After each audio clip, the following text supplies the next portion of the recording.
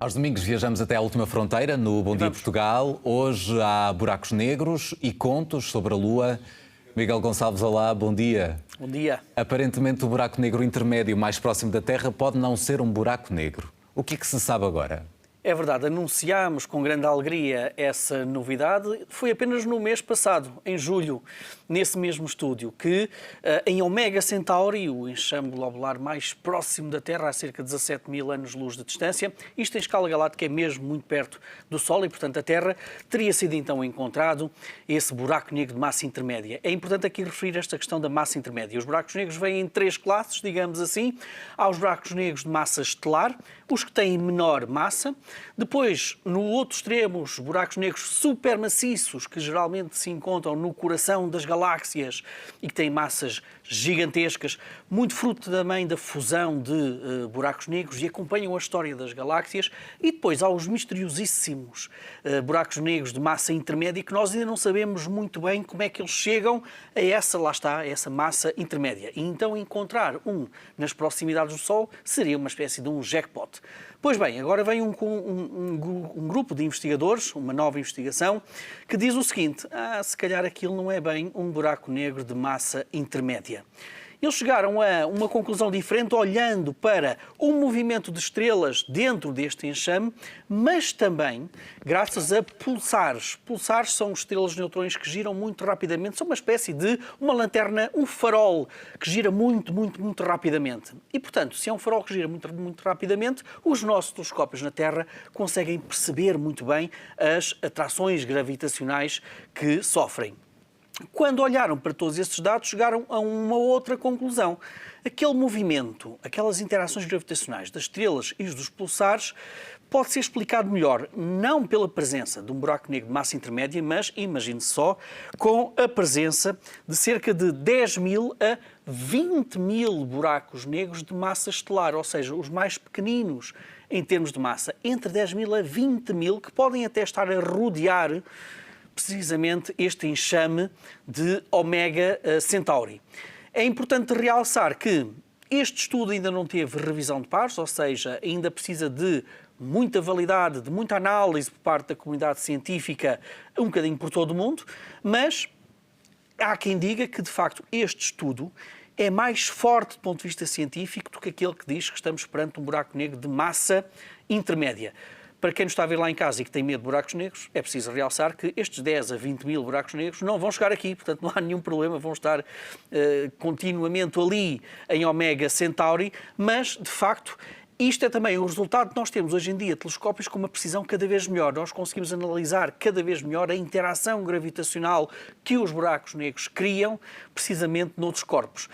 Portanto, podemos passar de um buraco negro de massa intermédia para 10 a 20 mil buracos negros de massa estelar, os mais pequenininhos ali em Omega Centauri. Certamente que ainda vamos ouvir falar desta investigação, mas vamos continuar com buracos negros porque precisamos falar de refeições. Um snack, digamos assim, de um buraco negro. É uma história absolutamente deliciosa. Nós também falámos aqui, em 2018, telescópios espaciais, nomeadamente o Chandra da NASA, o XMM Newton da ESA, analisaram no coração de uma galáxia que aquilo estava a brilhar muito nos comprimentos de onda do raio-x e do ultravioleta. Geralmente, quando isso acontece, quer dizer que nós temos um super maciço buraco negro, central nesta galáxia, que está a comer, neste caso, uma estrela. Pensa-se que terá sido isso, uma estrela. Isto foi em 2018. E os cientistas analisaram aquela luz e pensaram que, coitada daquela estrela, tinha sido totalmente devorada por este buraco negro supermaciço. Pois bem, 2 anos mais tarde, eis que estes mesmos telescópios espaciais, naquele coração daquela galáxia, volta a detectar radiação muito intensa no ultravioleta e no raio-x. O que é que isto disse aos astrónomos? Disse que, se calhar estamos perante uma estrela sobrevivente. Ou seja, conseguiu sobreviver ao primeiro encontro imediato do buraco negro, que terá devorado grande parte da sua matéria, mas em 2020 ele ainda conseguiu ter ali mais alguma matéria desta estrela pronta para ser devorada. Agora, porque é que esta história volta novamente aqui ao nosso cotidiano? É que os cientistas desconfiam que esta estrela terá sobrevivido também a este segundo encontro imediato. E, aplicando, sobretudo, a teoria da relatividade de Einstein, eles fazem aqui uma previsão interessante. Dizem que, bom, nós provavelmente vamos ter outro snack, outra refeição deste buraco negro supermaciço. Para quando? É que nós até já temos uma data para esta nova devoração desta estrela. Provavelmente será entre maio e agosto do próximo ano. Se tudo correr como é previsto, vamos voltar a ter uma radiação do ultravioleta e do raio-x novamente naquela zona e, eventualmente, será o fim desta estrela. Isto pode parecer quase uma roleta russa, aquilo que nós estamos aqui a dizer, mas não.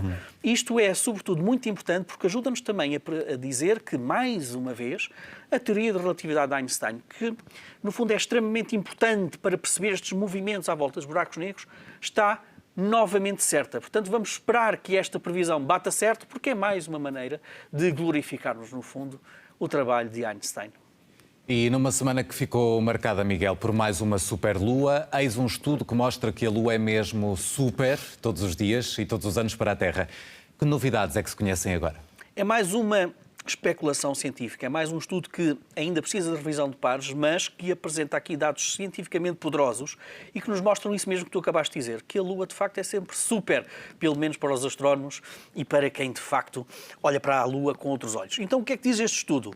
Diz o seguinte: a Lua, neste momento, está a uma distância média da Terra de cerca de 380 mil quilómetros. Nós sabemos que ela está a afastar da Terra a cada 4 centímetros a cada ano.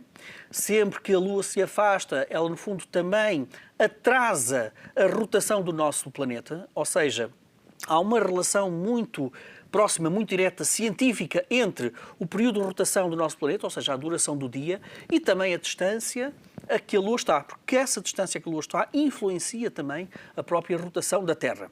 E o que diz este estudo agora apresentado é o seguinte: há muito tempo, e já lá vamos, vou dizer há quanto tempo é que isso foi, há muito tempo, o nosso planeta, provavelmente, muito provavelmente, terá tido mais 2 horas, aproximadamente mais 2 horas, do que as 24 que nós temos presentemente. Este grupo de investigadores analisou sedimentos marinhos, que são datados até cerca de 700 milhões de anos, portanto, do passado. Estes sedimentos marinhos dão-nos uma ideia das marés e da espessura dos oceanos ao longo destes milhões e milhões de anos. E o que dizem estes cientistas é o seguinte: sim, houve uma altura, pelo menos 2 alturas, aliás, em que a Lua esteve a uma distância tal da Terra que o nosso planeta teve 2 horas a mais. 2 horas a mais quer dizer mais 2 horas de luz. Mais 2 horas de luz quer dizer que isso pode ter efeito também na própria biologia, nos próprios seres vivos da Terra. Quando os cientistas analisaram quando é que isso terá acontecido, eles apresentam aqui 2 datas. Primeira data, em que a Terra teve mais 2 horas. Há cerca de 650 e 500, entre 650 e 500 milhões de anos no passado. Esta é uma data muito curiosa, porque ela bate, mais ou menos, com aquilo que nós conhecemos como a explosão cambriana. Nessa altura, profunda oxidação, nessa altura houve também uma explosão na diversidade da vida na Terra. E o que dizem estes cientistas é que, provavelmente, naquela altura em que a Terra passa a ter mais 2 horas, houve essa influência por parte da Lua na Terra que deu origem, no fundo, que ajudou também, no fundo, à diversidade da vida na Terra.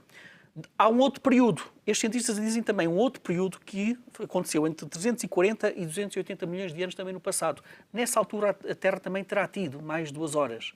Ora, quando analisamos aquilo que foi a evolução da vida na Terra e do próprio clima da Terra, se no primeiro caso nós tivemos uma grande diversidade da vida, nessa explosão cambriana, na segunda nós tivemos uma altura de grandes glaciares do período de gelo na Terra. E, portanto, o que este estudo diz é que há, de facto, se calhar, e eventualmente precisamos de maior validade científica, uma relação muito próxima, muito íntima da Lua com a vida e o clima da Terra, fruto apenas, digamos assim, destas mais 2 horas de luz que o nosso planeta teve. E, portanto, mais um argumento para quem, como eu, pensa que a Lua, de facto, é sempre super. E em rápidos 30 segundos, Miguel, a sugestão da semana. Doritos. E Doritos porquê? Nós vamos ter, provavelmente, o lançamento, esperamos nós, o lançamento de uma missão espacial privada da SpaceX, a Polar Dawn, que será lançada, em princípio, amanhã, e que vai levar Doritos nesta missão. Atenção, Doritos, mas os Doritos estão banidos da exploração espacial, porque é fácil de ver. As migalhas podem interferir, de facto, com o bom funcionamento das naves.